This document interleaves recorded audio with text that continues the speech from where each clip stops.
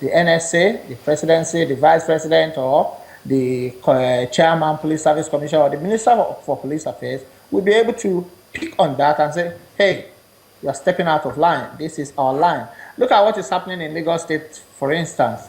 They have a blueprint of where they want Lagos State to be in the next 50 years. Whichever government comes in must stick and adhere to that blueprint, and that is why they have good continuation of business. We need to bring the same thing back into policing in order to get it right. And so I was just going to ask you, you know, when you talked about different people coming up with different ideas, I was going to say, isn't that the problem with the leadership? Because, I mean, that's the leadership within the police. One would have thought that, you know, whatever vision it was that, that the IG has is something that the generality of the police shares with him. So regardless of whoever is IG and the person truly has the interest of policemen and also security at heart, that blueprint ought to be followed. One thing I want to remind you of, Maupe, is that the police is not an isolated organization. They have about 3 different organizations ahead of them that controls how they do things. We have the Office of the Vice President, who chairs the police reform.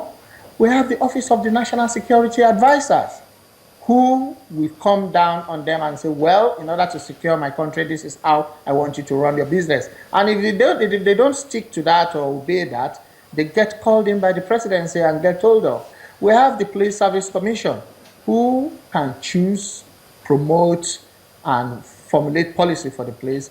And we have a minister who has the portfolio of pushing the police forward. All these people, I think the problems start from there. I cannot blame an IG that did not spend. If you want me to blame Sulaiman Abba now for not following his policy, I think there's going to be a problem, because he did not even, he was fired even before he was able to start. So I think seeing the office of the IGP as a political appointment is one of the major problems we are facing in this country. We need to really work on that. But isn't that what it is? I mean, let's face it. Isn't that what it is? The office of the IGP, it would seem, is a political appointment. That is where we're going to have problem. The office of the what's it called? The head of the fire services in Nigeria, is that a political appointment? The office of the Minister for Finance, is that a political appointment? We cannot just continue to use politics to guide things that affect our everyday life. So what do we make of the office of the National Security Advisor? The office of the National Security Advisor can remain political appointment as long as they put the right person who have strong security knowledge there. But the office, what I'm trying to say now is that, let me just explain it in a broader view.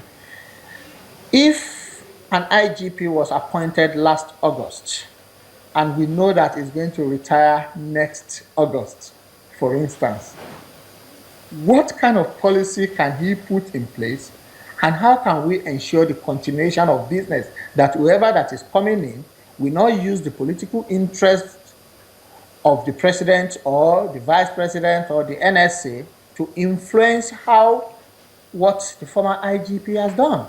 So there is no continuation of business, and I think that ought to be looked into closely and addressed. How would you advise that would you say that we should have security of tenure for the office of the IG? Is that something that you would recommend? That is something I will recommend strongly. When we say security of tenure, that does not mean it will complete his tenure. If he is a rubbish IG, there could be tenable reason to remove him. But if there is security of tenure, people like yourself and myself will have something to work with. We will be able to recommend a policy, we will be able to scrutinize a policy, we will be able to evaluate a policy to see how well it's going. If the policing is going well, we're going to feel it on the street.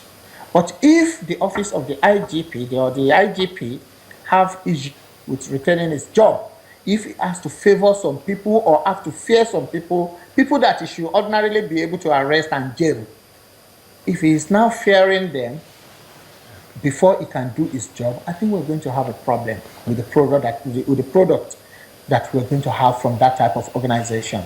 So that is what I'm actually advocating. So does the person who appoints the IG also matter here?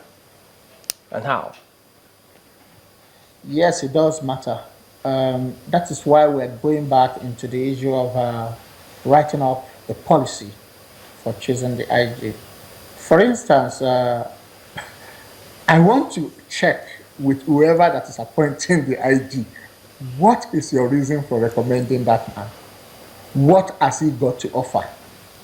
What were his track records? What training has he got? What new thing is he bringing on board? How is that going to affect the populace? These are all the questions we need to ask whoever that is appointing the IG, and we will see how, if that is implemented, how it goes. You see, the last government pumped a lot of money into policing. But because there is no continuation of business and good policy in place, that money went down the drain, and the country now is facing the problem. It's just as if we're beginning again. The police reform program went down badly, that you cannot even see the effect of all the money that was spent on that. It has to go alongside with good policy. And this is what I want the government of the day to consider very well. Policing is a vital and essential services anywhere in the world. And if you get policing wrong, your government may not have good score at the end of the day. All right, that's where we'll anchor. Mr. Olatunbosun Abolarinwa is a security consultant. Thank you for your thoughts on the program today. So much for your time. Okay, then let's see. We should have. Can take a couple of comments or two.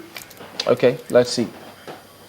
Okay, we'll be back in a moment. Then don't go away.